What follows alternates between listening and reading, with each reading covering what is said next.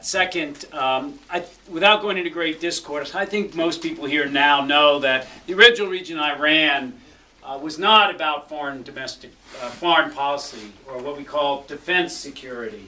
Also, I ran on national security that begins at home. My daughter had her brain tumor.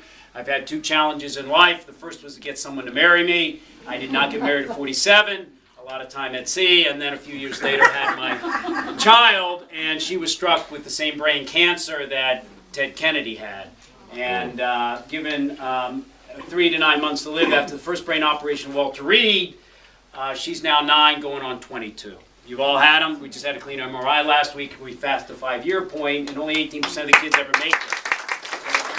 So I ran, as you know, on national security begins at home. I got in Congress to work on the health care bill. That's the sole reason I ran. It was payback tour. I also was interested in the economy. As you mentioned, my doctorate from Harvard was in political economy. Never got to use the United States Navy.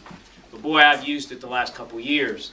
And third is education. I fought to get on the education committee. And that's what I was interested in. But I do work on armed services, a heck of a lot.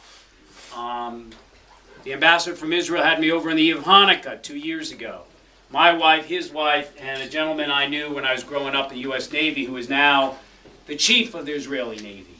And the three couples, we had dinner because the U.S. Navy was not permitting Israel to have access to the littoral combat ship, the new ship that we are producing. And after about 6 months, Israel now can procure that, because I do know the chief of naval operations.